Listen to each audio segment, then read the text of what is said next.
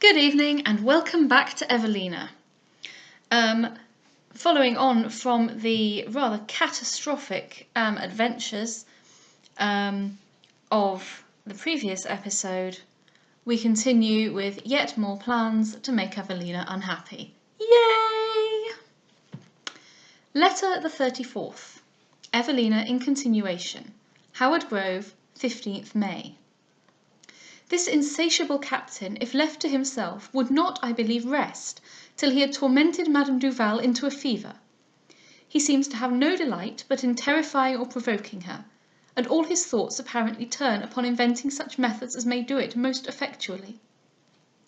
She had her breakfast again in bed yesterday morning, but during ours the captain, with a very significant look at Sir Clement, gave us to understand that he thought she had now rested long enough to bear the hardships of a fresh campaign. His meaning was obvious, and therefore I resolved to endeavour immediately to put a stop to his intended exploits. When breakfast was over, I followed Mrs. Mervyn out of the parlour, and begged her to lose no time in pleading the cause of Madame Duval with the captain. "My love," answered she, "I have already expostulated with him, but all I can say is fruitless, while his favourite Sir Clement contrives to urge him on." "Then I will go and speak to Sir Clement," said I, "for I know he will desist if I request him." "Have a care, my dear," said she, smiling. "It is sometimes dangerous to make requests to men who are too desirous of receiving them." "Well then, my dear madam, will you give me leave to speak myself to the captain?" "Willingly. Nay, I will accompany you to him." I thanked her, and we went to seek him. He was walking in the garden with Sir Clement. Mrs. Mervyn most obligingly made an opening for my purpose by saying, "Mr. Mervyn, I have brought a petitioner with me." "Why, what's the matter now?" cried he. I was fearful of making him angry, and stammered very much when I told him I hoped he had no new plan for alarming Madame Duval. "New plan?" cried he. "Why, you don't suppose the old one would do again, do you? Not but that it was a very good one, only I doubt she wouldn't bite." "Indeed, sir," said I, "she has already suffered too much, and I hope you will pardon me if I take the liberty of telling you that I think it my duty to do all in my power to prevent her being again so much terrified." A sullen gloominess instantly clouded his face, and turning short from me, he said I might do as I pleased, but that I should much sooner repent than repeat my officiousness. I was too much disconcerted at this rebuff to attempt making any answer, and finding that Sir Clement warmly espoused my cause, I walked away, and left them to discuss the point together. Mrs. Mervyn, who never speaks to the captain when he is out of humour, was glad to follow me, and with her usual sweetness made 1,000 apologies for her husband's ill manners. When I left her, I went to Madame Duval, who was just risen, and employed in examining the clothes she had on the day of her ill usage. "Here's a sight!" cried she. "Come here, child, only look. Pardi, as long as I've lived, I've never seen so much before. Why, all my things are spoilt, and what's worse, my sack was as good as new. Here's the second negligee I've had used in this manner. I'm sure I was a fool to put it on, in such a lonesome place as this. However, if I stay here these 10 years, I'll never put on another good gown, that I'm resolved." "Will you let the maid try if she can iron it out, or clean it, ma'am?" "No, she'll only make bad worse. But look here now, here's a cloak. Mon Dieu, why, it looks like a dishclout. Of all the unluckiness that ever I met, this is the worst. For, do you know, I bought it but the day before I left Paris. Besides, into the bargain, my cap's quite gone. Where the villain twitched it, I don't know, but I never see no more of it, from that time to this. Now, you must know this was the becomingest cap I had in the world, for I've never another with pink ribbon in it. And to tell you the truth, if I hadn't thought to have seen Monsieur Dubois, I no more have put it on than I'd have flown, for as to what one wears in such a stupid place as this, it signifies no more than nothing at all." She then told me that she had been thinking all night of a contrivance to hinder the captain from finding out her loss of curls, which was having a large gauze handkerchief pinned over her head as a hood, and saying she had the toothache. "To tell you the truth," added she, "I believe that captain is one of the worst men in the world.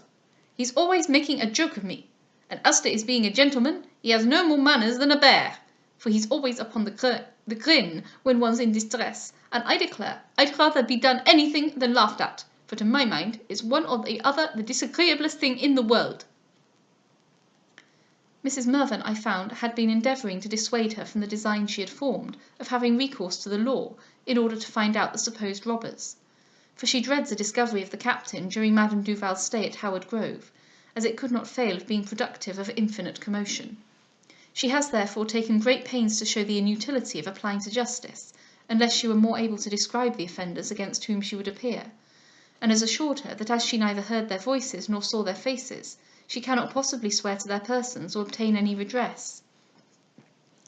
Madame Duval, in telling me this, extremely lamented her hard fate, that she was thus prevented from revenging her injuries, which, however, she vowed she would not be persuaded to pocket tamely, because, added she, if such villains as these are let to have their own way, and nobody takes no notice of their impudence, they'll make no more ado than nothing at all of tying people in ditches, and such things as that.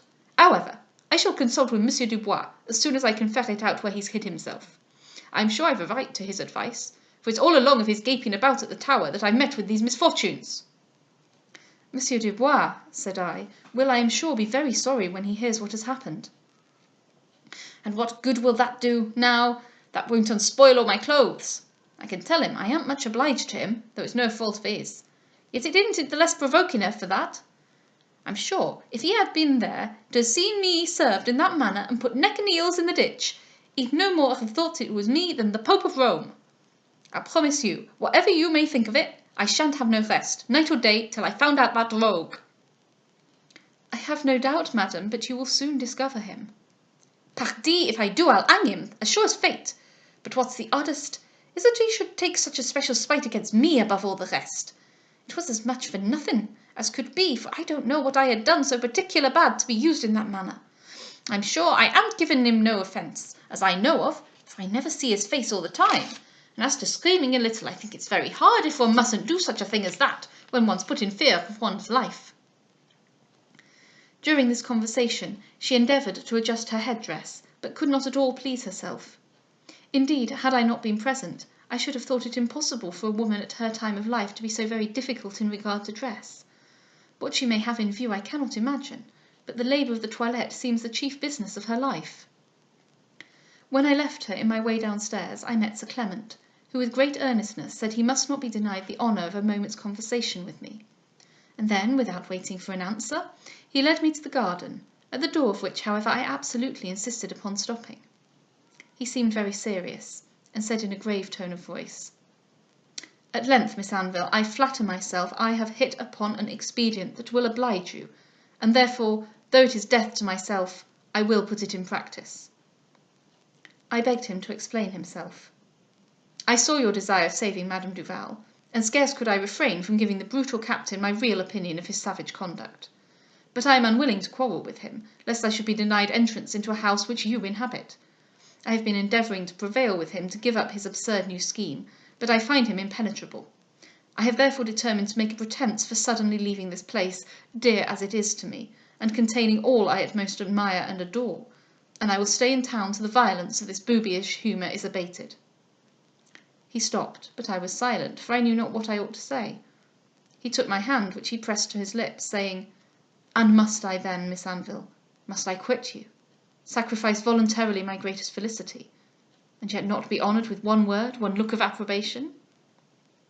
I withdrew my hand, and said with a half laugh, "You know so well, Sir Clement, the value of the favours you confer, that it would be superfluous for me to point it out."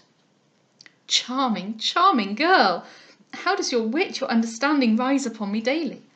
And must I, can I part with you? Will no other method—" "Oh, sir, do you so soon repent the good office you had planned for Madame Duval?"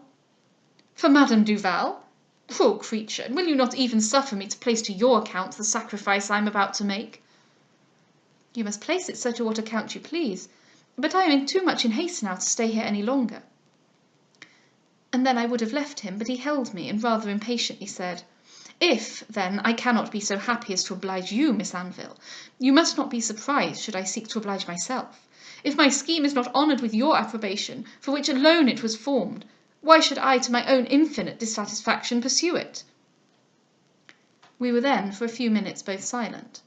I was really unwilling he should give up a plan which would so effectively break into the captain's designs, and at the same time save me the pain of disobliging him, and I should instantly and thankfully have accepted his offered civility, had not Mrs. Mervyn's caution made me fearful. However, when he pressed me to speak, I said in an ironical voice, "I had thought, sir, that the very strong sense you have yourself of the favour you proposed to me would sufficiently have repaid you, but as I was mistaken, I must thank you myself. And now," making a low curtsy, "I hope, sir, you are satisfied." "Loveliest of thy sex," he began, but I forced myself from him and ran upstairs.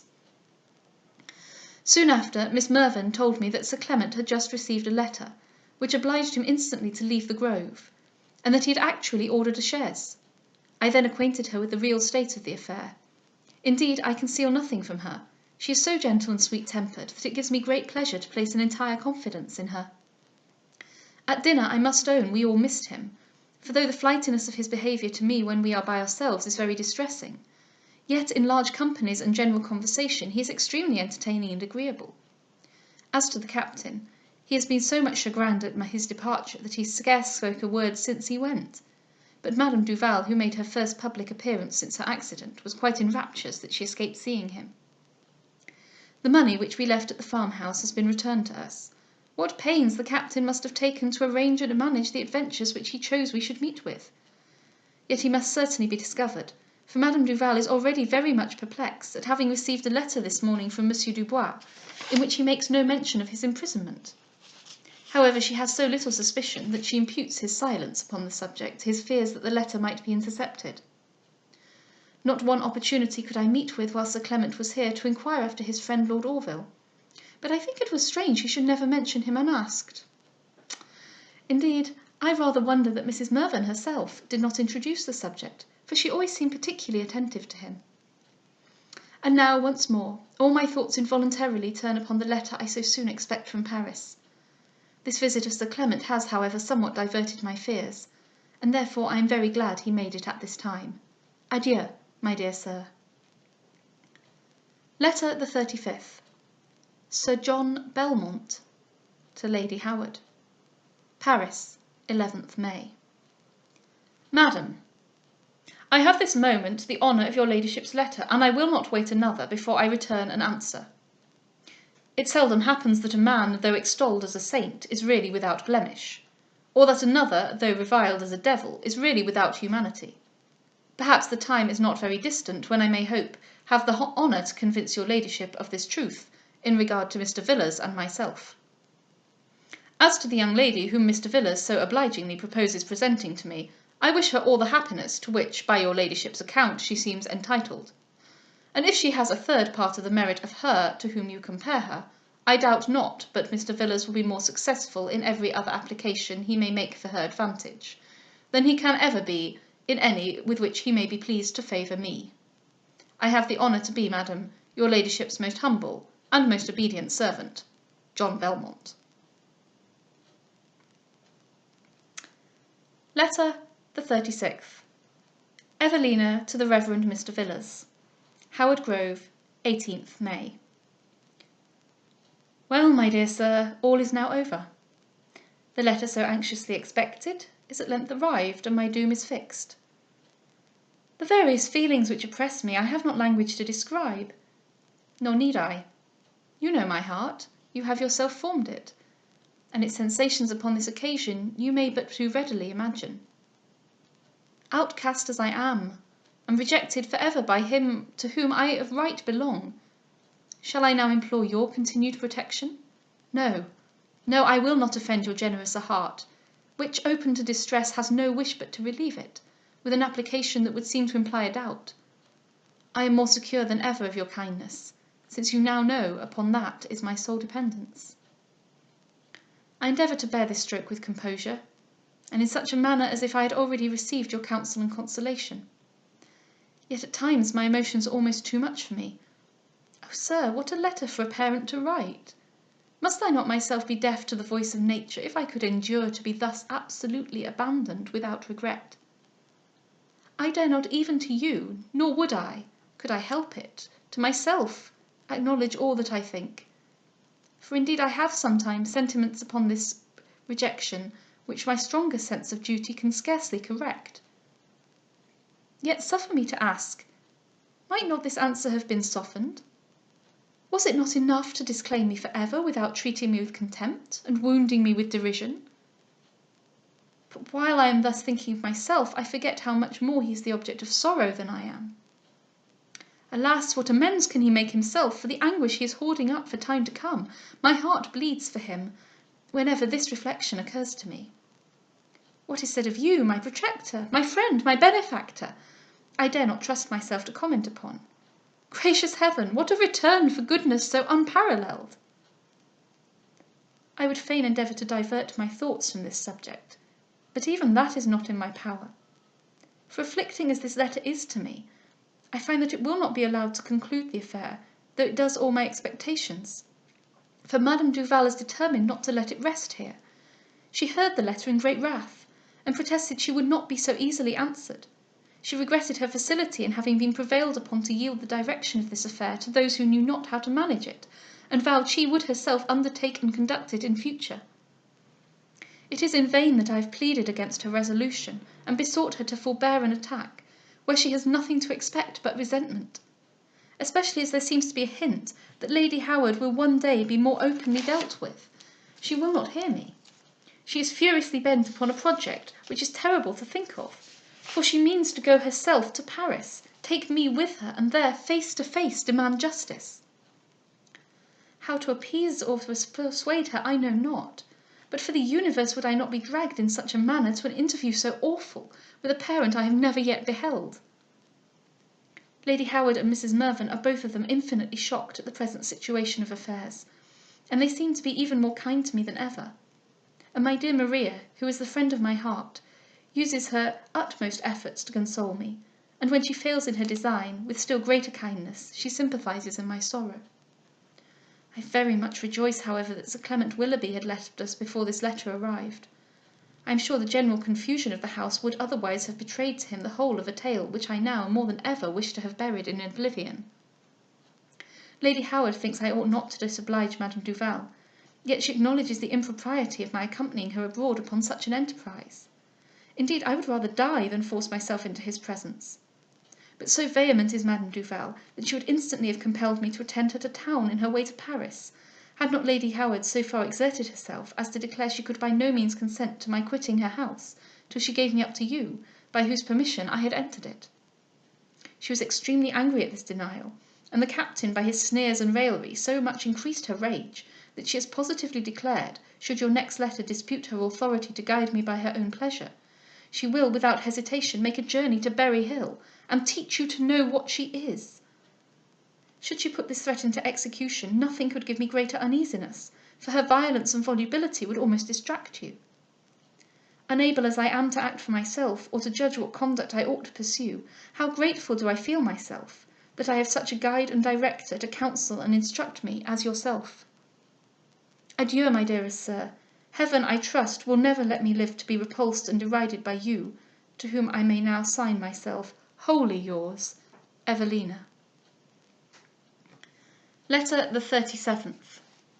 Mr. Villiers to Evelina. Berry Hill, 21st May. Let not my Evelina be depressed by a stroke of fortune for which she is not responsible. No breach of duty on your part has incurred the unkindness which has been shown you, nor have you by any act of imprudence provoked either censure or reproach.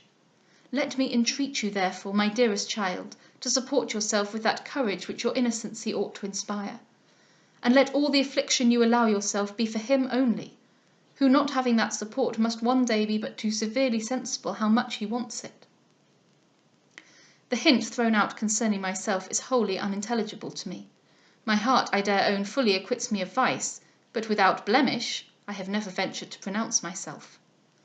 However, it seems his intention to be hereafter more explicit, and then, should anything appear that has on my part contributed to those misfortunes we lament, let me at least say that the most partial of my friends cannot be so much astonished as I shall myself be at such a discovery.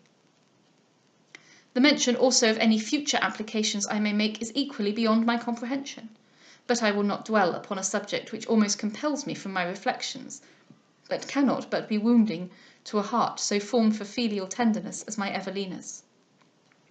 There is an air of mystery throughout the letter, the explanation of which I will await in silence.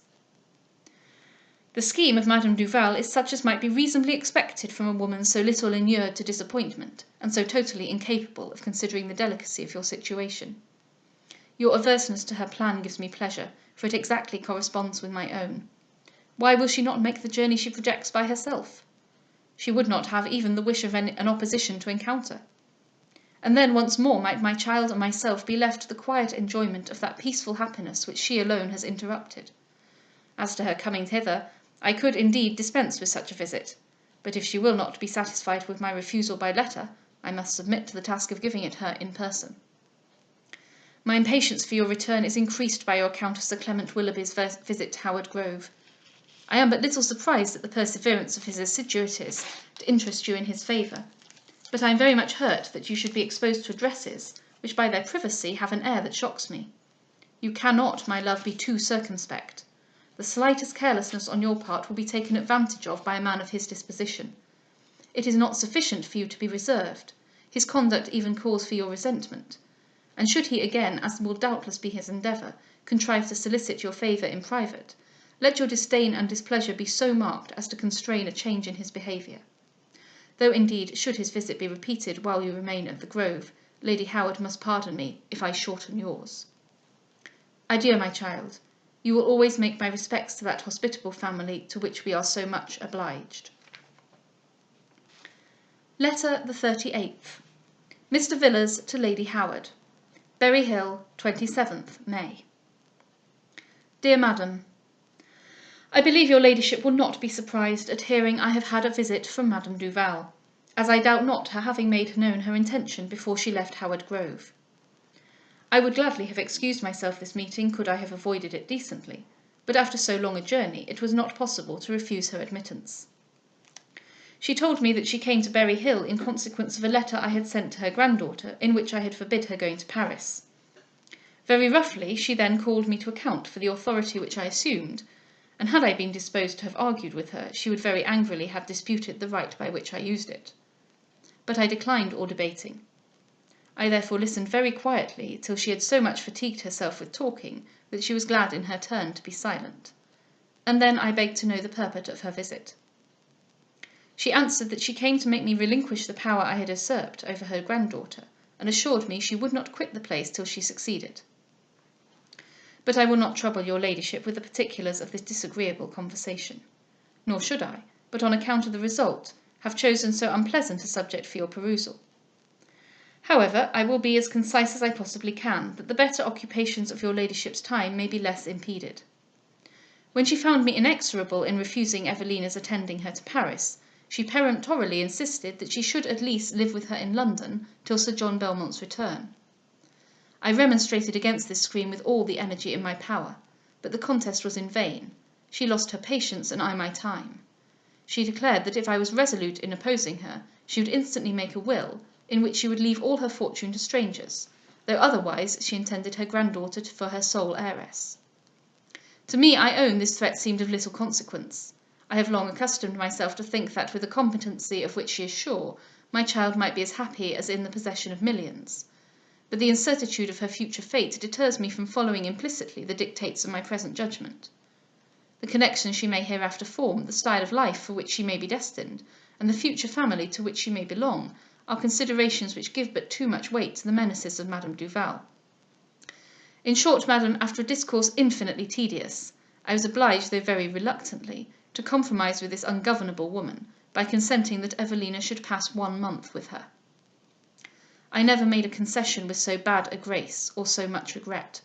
The violence and vulgarity of this woman, her total ignorance of propriety, the family to which she is related, and the company she is likely to keep, are objections so forcible to her having the charge of this dear child, that nothing less than my diffidence of the right I have of depriving her of so large a fortune would have induced me to listen to her proposal. Indeed, we parted at last equally discontented, she at what I had refused, I at what I had granted. It now only remains for me to return your ladyship my humble acknowledgments for the kindness which you have so liberally shown to my ward, and to beg you would have the goodness to part with her, when Madame Duval thinks proper to claim the promise which she has extorted from me. I am, dear Madam, etc., Arthur Villiers. Letter the 39th. Mr. Villiers to Evelina. Berry Hill, 28th May. With a reluctance which occasions me inexpressible uneasiness, I have been almost compelled to consent that my Evelina should quit the protection of the hospitable and respectable Lady Howard, and accompany Madame Duval to a city which I had hoped she would never again have entered. But alas, my dear child, we are the slaves of custom, the dupes of prejudice, and dare not stem the torrent of an opposing world, even though our judgments condemn our compliance. However, since the die is cast, we must endeavour to make the best of it. You will have occasion, in the course of the month you are to pass with Madame Duval, for all the circumspection and prudence you can call to your aid. She will not, I know, propose anything to you which she thinks wrong herself, but you must learn not only to judge, but to act for yourself. If any schemes are started, any engagements made, which your understanding represents to you as improper, exert yourself resolutely in avoiding them, and do not, by a too passive facility, risk the censure of the world or your own future regret. You cannot too assiduously attend to Madame Duval herself, but I would wish you to mix as little as possible with her associates, who are not likely to be among those whose acquaintance would reflect credit upon you. Remember, my dear Evelina, nothing is so delicate as the reputation of a woman. It is at once the most beautiful and most brittle of all human things. Adieu, my beloved child. I shall be but ill at ease till this month is elapsed. A. V. So, in our next instalment, we will return to London, and another chapter of Evelina's life begins. Adieu, mes chers lecteurs.